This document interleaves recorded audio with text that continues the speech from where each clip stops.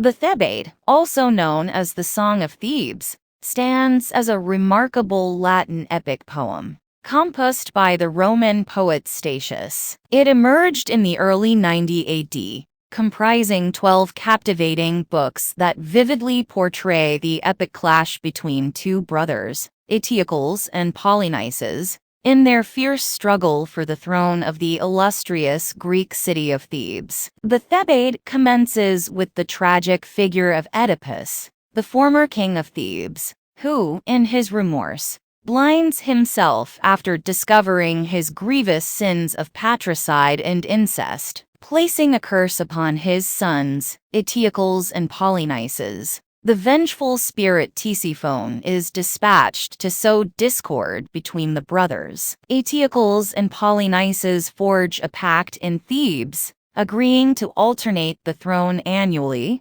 while the other resides in exile. Eteocles assumes the first term as king. A council of gods convenes, led by Jupiter, who decides to embroil the cities of Thebes and Argos in a destructive war. Polynices, having been exiled, finds refuge in the palace of Adrastus, the king of Argos. There, he engages in a heated altercation with Statius, an exiled prince from Calydon, which is interrupted by Adrastus. The king extends his hospitality and proposes that the two exiles marry his daughters. During a feast honoring Apollo, Adrastus shares a tale from Argos's history involving the rape of Samoth, daughter of King Crotopus, by Apollo himself. The subsequent birth of their son, Linus, culminates in tragedy when he is slain by dogs. Stricken with grief, Samoth confesses her plight to her father, who condemns her to death. Apollo, moved by a youth named Corobus who offers his life in atonement, spares both the city and Corobus. Arja and Deipyle, Adrastus's daughters, marry Polynices and Statius respectively, solidifying a military alliance between their father and sons-in-law. However, ill omens mar the wedding ceremony, stemming from Arja wearing the cursed necklace of Harmonia. In a dream, Polynices envisions reclaiming his throne, and seeks the support of his newfound allies. Statius is sent as an emissary to Thebes to negotiate, but Eteocles, warned by the ghost of his grandfather Laius, refuses the embassy and orchestrates an ambush. Statius valiantly slays all but one Theban soldier in the ensuing battle,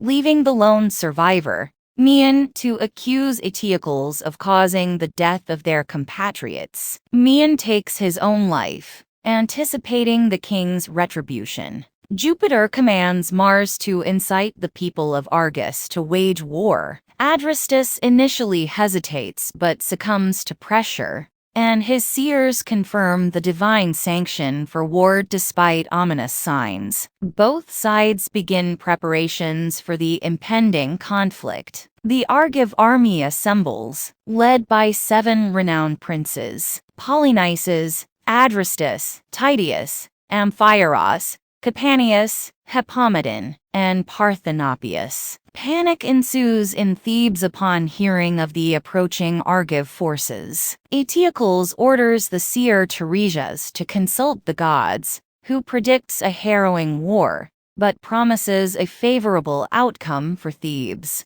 During the Argives' journey to Thebes, they encounter a waterless Nemea, as the god Bacchus, sympathizing with the Thebans, has drained the area. Plagued by a severe thirst, the Argives are rescued by a young woman named Hypsipyle, who leads them to a nearby stream. Hypsipyle reveals her identity as the daughter of Thoas, the former king of Lemnos, and narrates the tragic events that transpired on the island. The women of Lemnos had offended the goddess Venus, resulting in their husbands embarking on a military campaign against Thrace. In their absence, the women descend into madness, conspiring to kill all male children on the island. When the men return, they too are slain by their wives. Hypsipyle, immune to the madness, saves her father Thoas by hiding him in a chest, and subsequently becomes the queen of Lemnos. Sometime later,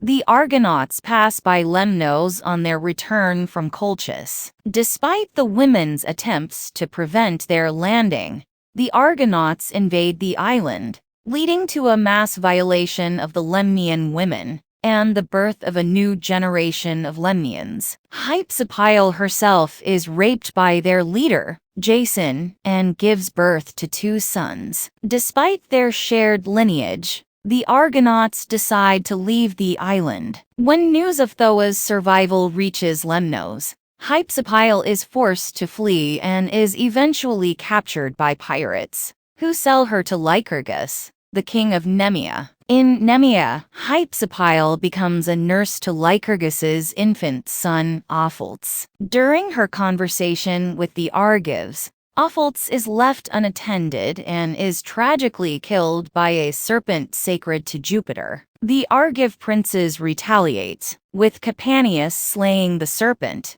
but drawing the wrath of Jupiter upon himself. Accusing Hypsipyle of negligence, Opholts' parents, Lycurgus and Eurytus, incite anger against her. However, Hypsipyle's sons, Thoas and Euneus, arrive just in time to rescue their mother. The following day, the Argive princesses gather at the palace for Opholts' funeral. They construct a magnificent pyre using wood from an ancient grove, and a temple is erected at the site. In accordance with epic tradition, the Argives propose the initiation of funerary games in honor of the deceased child. These games become the origin of the Nemean Games, celebrated in ancient times. Despite Bacchus's opposition, Jupiter sends Mars to incite the Argives to continue their march towards Thebes. Antigone, the sister of the warring brothers, observes from the city walls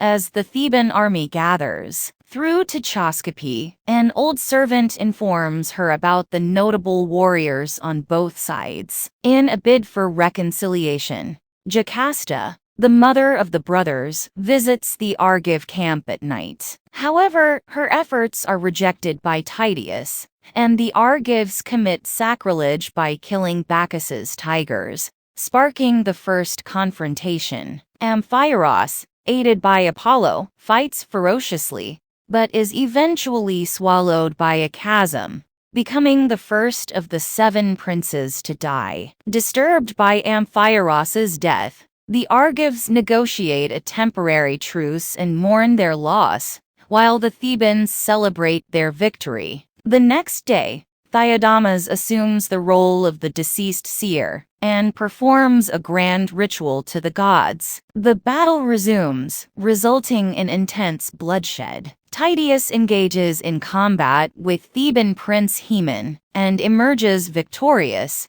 but is eventually overcome by Melanippus. In a gruesome act, Titius consumes the brains of his killer. Both sides are horrified by Titius's actions and seek to claim his body. Hippomedon fights against numerous Thebans to protect the corpse, but falls into Tusiphone's trap, leaving the scene. He continues to battle in the river Ismenus, but mistakenly kills the river god's grandson, provoking the river to join the fray and drown Hippomedon. Atalanta, the mother of Parthenopaeus, foresees her son's death in a dream. Despite Diana's plea for intervention, Apollo informs her that the youth cannot be saved. Parthenopaeus embarks on a final killing spree before succumbing to Dryas. In Argus, a group of women implore Juno for assistance, leading her messenger Iris to convince Sleep to intervene.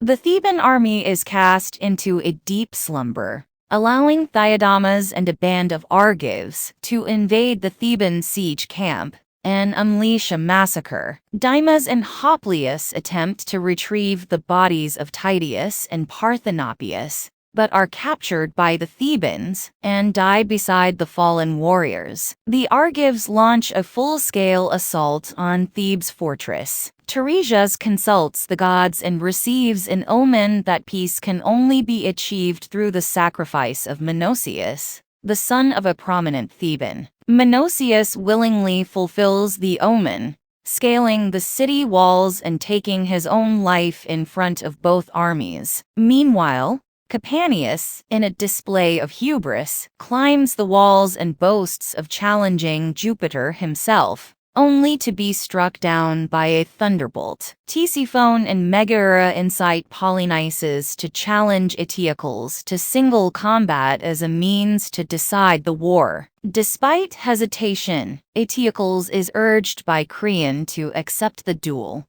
while Antigone and Jocasta attempt to defuse the situation. The brothers meet on the plain before the city and tragically kill each other. Upon hearing the news, Jocasta takes her own life. Creon assumes the throne of Thebes, and the remaining Argive army departs.